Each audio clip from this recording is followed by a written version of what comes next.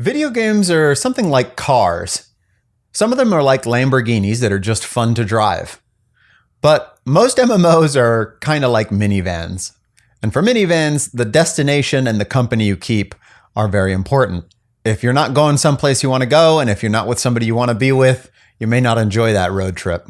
Today we're going to be talking about one such minivan, Crowfall. Perhaps one of the reasons that not many passengers got into this minivan was because there wasn't a very clear destination or set of destinations in mind. Now, if you're not familiar with Crowfall, Crowfall is a Kickstarter MMORPG. It's something of a spiritual successor to Shadowbane, and it was released on July 6, 2021. The reason I'm talking about it, and I'm not just letting it die like, let's say, a tabula rasa before it, is because it has recently been acquired by Monumental, a different company.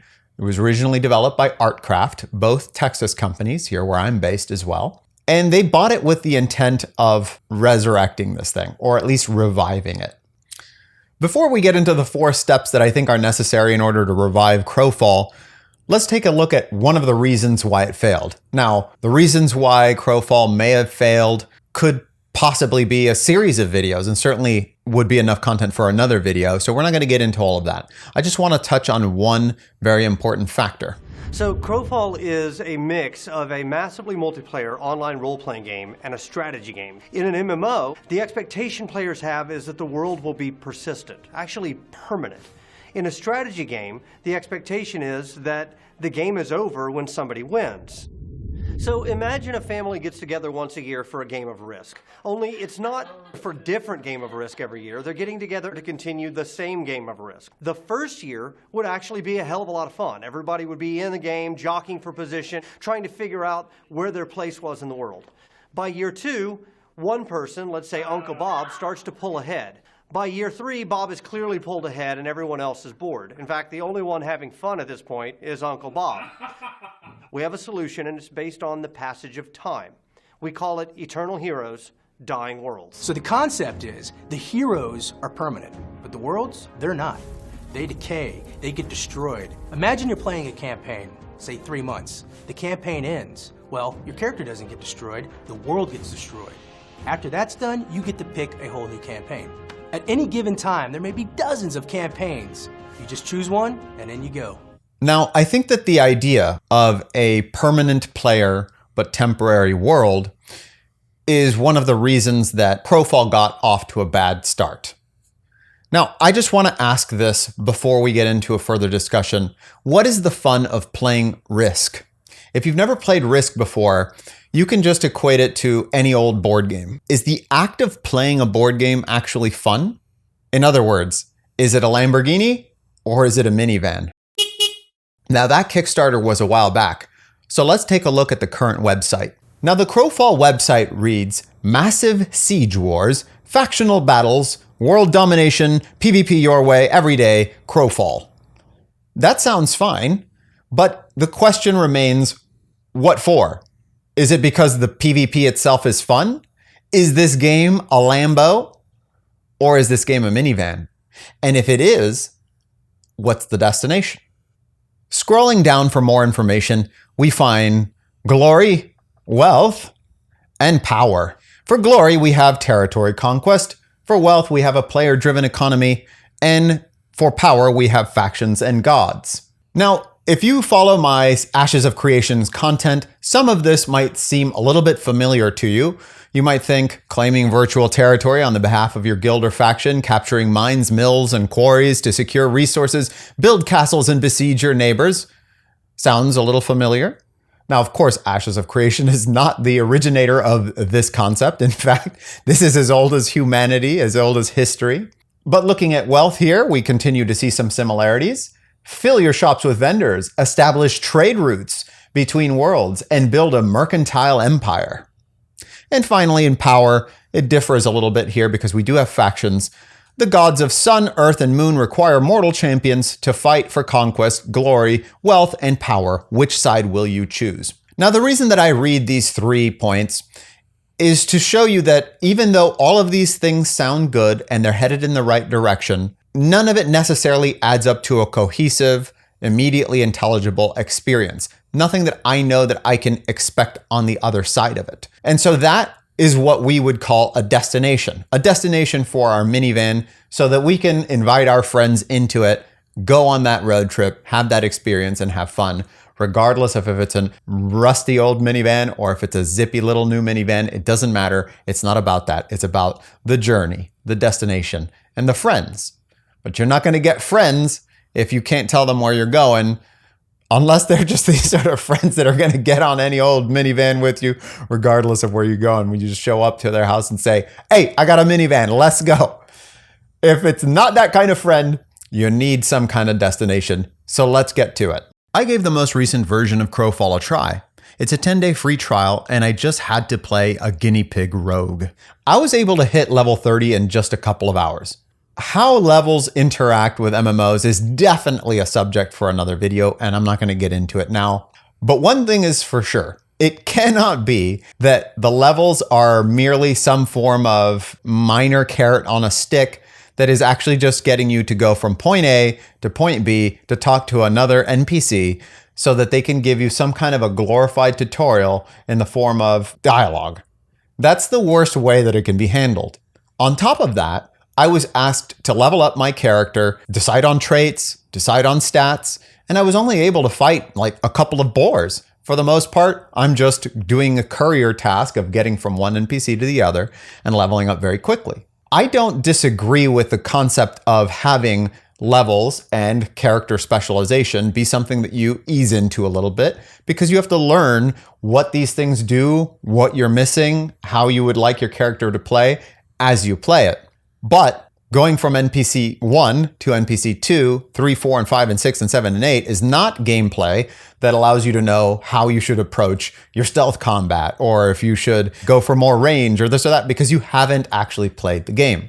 So you get a little bit of a worst of both worlds in this setup. But what I want to be positive about here is that the bones are good. This is a zippy minivan. This is not your rusty old hippie van from the 60s. This is a nice, modern, maybe electric van with a nice acceleration and a smooth ride. So yes, maybe there's some bugs. Maybe there's a mostly empty world, but the movement is nice. There's guinea pigs in it. And it's a colorful, nice little world. In other words, there are assets here that are worth saving.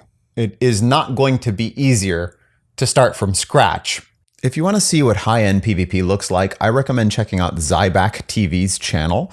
I'll link it in the description below. He's a great player, and it shows just how fluid and fast-paced the combat is. It's definitely the kind of combat that I think will appeal to a more general audience for MMORPGs than, say, something like Mortal Online 2, which is more of an Elder Scrolls style gameplay. And I'm not talking Elder Scrolls Online, I'm talking Morrowind here. He's also a great source for more expert takes on the nuance of the game, which I do believe could just be refined into something that would be absolutely fun. He's also of the opinion that it's going to take more than just refinement to revive Crowfall, but he also thinks that there's a lot to love about Crowfall. So now that we've taken a more or less look at what state our minivan is in, what can we do to save it? These are the 4 steps that I think are necessary in order to save Crowfall. First off, it has to be free to play. Okay? It can't be a 10-day free trial or for a friend or anything like that. A PvP-centric game that hasn't already been successful for X reason, it's already huge and massively popular, must be free to play. Because nothing is going to kill a PvP game faster than going out, trying to find PvP, and just not finding any. Now, once you go free to play, you're also going to want to get it on Steam. You basically want to lower the barrier to entry as much as humanly possible to the game. However, you can think of this as like popping an alt timer. You're not going to want to do this until you're absolutely ready, because you're not going to get another chance. However, obviously, games are not free to make. So how are you going to monetize this game? Well, that brings me to point number 2. And before I tell you what my idea for monetization here is, it's a kooky one. I want to discuss one other very important factor for reviving a game. You must be able to generate some kind of news. If it comes down to coming out on a blog and saying that your game sucks or whatever it might be, just to generate some buzz, just to generate some videos, you've got to do it. So if we can manage to do both, create a new monetization scheme that might possibly work for hardcore PvP MMO players, which is obviously not going to be pay to win, can't be pay to win. And I don't know that cosmetics is going to be enough. And it's certainly not going to be news. I'm not going to generate articles and buzz by saying MMO starting to sell hats, So my idea is this: quarter to res, pay to resurrect. That's it. If you die, you can choose to start over. And of course, I'm going to get into more of that in a bit. We've already talked about how fast the leveling is in this game. So that is a possible angle that we're going to take here. But bear with me for just a moment, because I know that that might be a shock to the system. Now, a quarter to res is going to be more catchy and memey than simply pay to res. But the cost to resurrect can be based around your character's power level. And you can get some fun stuff from here. For instance, like a frequent dyer's miles, where if you die a lot and you're getting a little percentage back so that then you can go to the cosmetic store and get yourself a hat after having died 20 times. But what this would hopefully do is generate just a little bit of buzz, a little bit of reason to talk about Crowfall again. And it would do something else that's very important. It would provide a channel for injecting value into the game. And as we're about to discuss, value and destination are kind of one and the same. Ultimately, you don't really need a destination. Obviously, I don't mean a physical location that the game is headed towards, as a minivan might in a road trip. I'm talking about something that would be more akin to a reason for existing. And if people value something, if they think it's important, that's reason enough.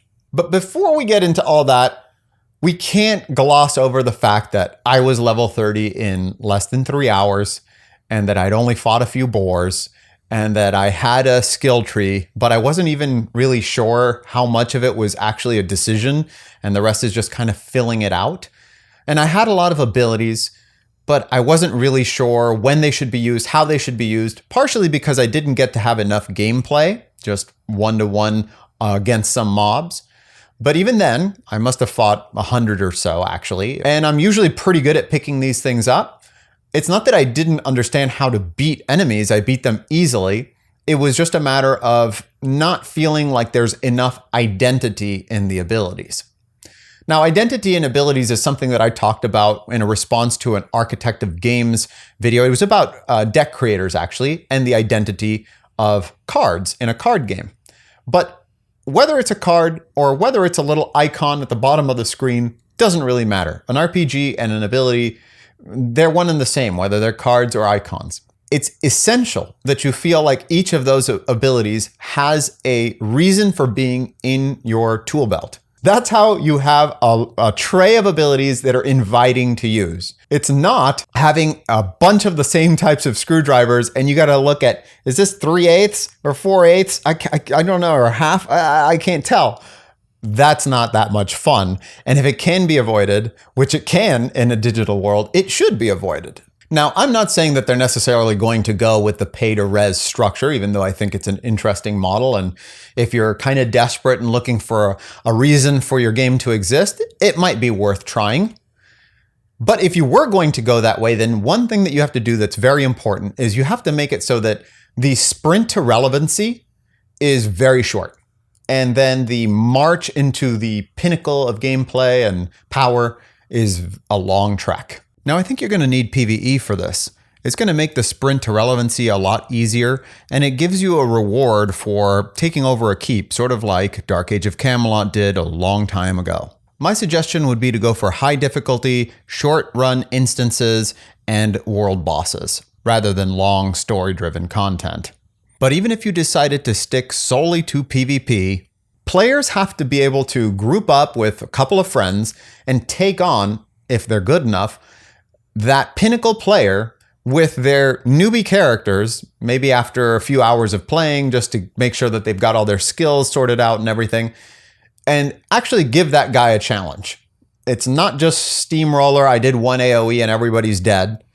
I have to engage with these players. They're relevant targets with potential to defeat me if I, the pinnacle player, don't play my character correctly. It cannot be the difference between a level 1 and a level 70 in most MMORPGs, which would literally do no damage to me, and if I sneeze, they die. Now, yes, the third step does actually pretty much end up being make your game good, and I know that that's not very insightful, but what I will say is the way that the game becomes good is informed by the other suggestions I'm making. One of them is the pay-to-res model. That means you want to make sure that the game loop is short, tight, and that there's maybe a lot of horizontal gains. Maybe there's a lot of minor gains that go on for a very long time that are vertical, but a low-level character can take on a high-level character, because you have to remember that that low-level character could be being played by a player that's played longer than the player who's playing the high-level character. So that leads me to point 4 and the initial problem with Crowfall, which is instead of having permanent characters and impermanent world, you want a permanent world, something that has consistent value, and then you want these impermanent characters. So that if somebody does create this sort of unassailable advantage over you by having won so many times, if you defeat them, they may still have to start over if they don't want to pay the large amount of money that perhaps their character is going to cost at that point. Otherwise, at least you're monetizing the game well. And me on the other end of it, who I've just come into the game, have a concept that I just cost this guy like $100 or something to resurrect. And if he wants to come back and I can get my guild together again to kill him again, well, we're just paying for development, as it were. So although this pay-to-res structure would obviously add some immediate real-world value into the game world, it's not enough. Because unless your game is that Lambo, I need a part B. I need a destination. I need some reason to value the game. Now, there are many reasons that a player might value a game. There was a time in which in World of Warcraft, I think that flying mounts cost like $12,000 or something like that in real world dollars. Enough to buy an economic minivan, as we're talking about games being like vehicles. Here's a time in which the vehicle in the game costs as much as a vehicle in real life. And there are other examples, like when EVE Online, I think it was like the M2XFE massacre, cost $378,000 in real world money, basically equivalent. And Earth 2 exists for some reason. People can value what they value. That's the premise behind a lot of cryptocurrencies and NFTs and things like this. They just believe that the thing has value, and so it does, because somebody else will buy it from them. It's really, I swear it's not that hard. But in this case, we're not necessarily talking about a monetary value. We're talking about an interest value, as in, why do I want to know about this game? Why do I want to play this game? Why do I want to hear about this game? Why do I want to theory craft about this game? It's because I value this game for some reason. Now here I want to go back to when we talked about Risk and why that was either fun or not. In essence, playing a board game, rolling dice, spinning a little wheel, moving a little piece around is not too much fun after a while. The fun is enjoying it with friends. The fun is the strategy that goes into it. And that strategy is only actually going to be fun because of the way that it interacts typically with the strategies of other players. In other words, the game of Risk, as they talked about, stops being fun when other people don't value it. It's not that you've developed an unassailable lead. Really, that was the cause of people no longer valuing the game. It's the loss of value that actually killed the game. If somehow it was still fun to engage in that unassailable lead, like, okay, Uncle Bob or whoever's always going to be the winner, but we're still having fun doing this other thing, the game would continue. So obviously you don't want to create unassailable leads, and there are ways to get around it other than just throwing the board game out and starting from scratch. But that is one possibility. Now, one thing that has to be stated is that, sure, in the game of Risk, your holdings are actually what gives you the power. But in an MMORPG, it's actually your character that grants you the power typically. So even if you reset the world, if the character's power goes with you, it's very likely that those powerful characters are just going to take over again. Another big issue is that hopping from world to world means that you can kind of leave your reputation behind you. And that actually creates a big incentive to begin griefing players, to not play as honorably. And it also makes it a bit harder to establish and maintain relationships with other players. But I think that the approach that they had was just a little bit confusing for the player, because now the thing that we normally value, which is the development of this world, and for that, we got to refer to Ashes of Creation, a game that's not even out yet, but has already explained very clearly how the valuing of the world is going to make sense to the player, even before we've touched it. I have a concept in my mind, even if it's wrong, even if I'm adding value to this, that already makes me excited because I can see how the value would manifest in this world. Whereas if you told me what's going to happen is you're going to go take over keeps, you're going to mine stuff and everything, but eventually that's all going to go away. It's all going to get destroyed. And your character remains, and we'll start this over again. I'm not exactly seeing how that is going to be fun, how that is going to be more fun than just simply, going in and doing PvP, the Lambo part, the part that's just the fun drive. Because unless the vertical gains and horizontal gains are infinite, and I'm just able to get super, super, super powerful, the idea of these loops happening over and over again are not actually going to make the game any more fun for me, because I've already done it. I've already mined the resource. In essence, it's just a very long form battleground sort of that I'm having to engage in to just get to the max level. And the B part, the part that isn't just my characters leveling and the gameplay, is being destroyed every time. So the idea here is to create the B part, the destination for the minivan. Again, there are many, many ways that we can add this value, and I don't know which one would be best. Certainly everyone watching this video would have their own opinion, and I look forward to hearing them. But what I'm going to suggest for Crowfall is simply going for an Ashes of Creation light approach.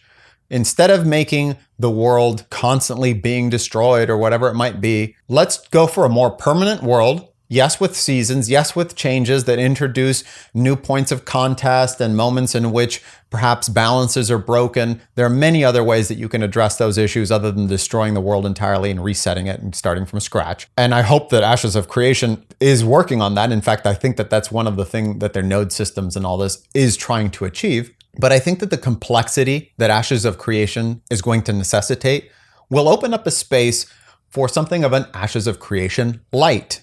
Something that offers more or less the same sort of political intrigue and the capacity to become a town ruler or a castle ruler, whatever it might be that you achieve, but has a much higher degree of convenience, speed.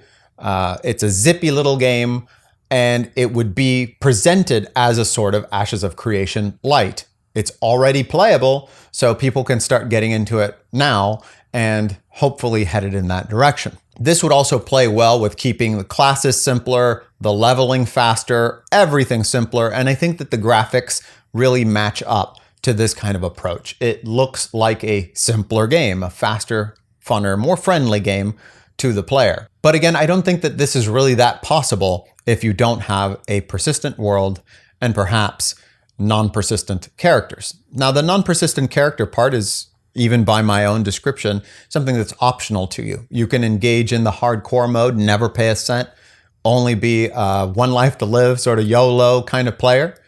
And to be honest, I might play it this way. If I could have $1 for every alt that I've ever made, I'd be making this video on a yacht, I would need Dramamine to make this video. But there's going to be players who obviously will pay whatever money it is to keep that super character power leveled up to the max and still being that general on the battlefield.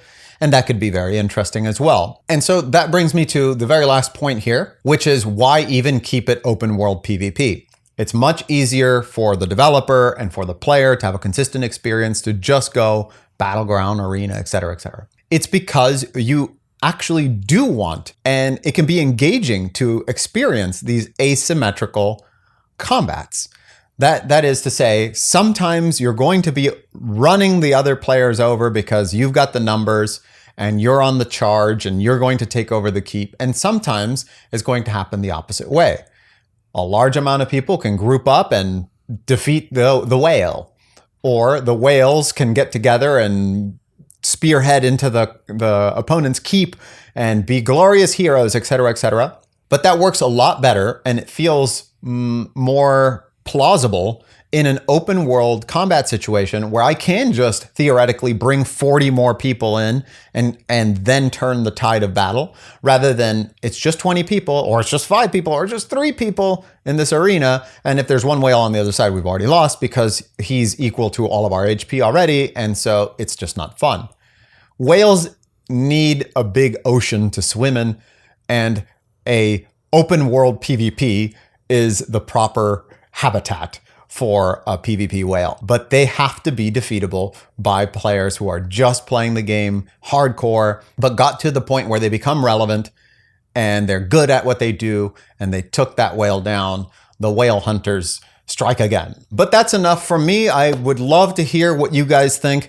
If you think that this game can be saved, if so, what direction would you take it in? I don't think that just refining it is going to take it off life support at this point, but the game's got good bones, plenty of style, and of course guinea pigs. So I'd hate to see that go to waste. I wish Monumental the best of luck in their quest to salvage this game. And please, if you like this video, like, subscribe, hit the bell, whatever you gotta do, and I will see you next time.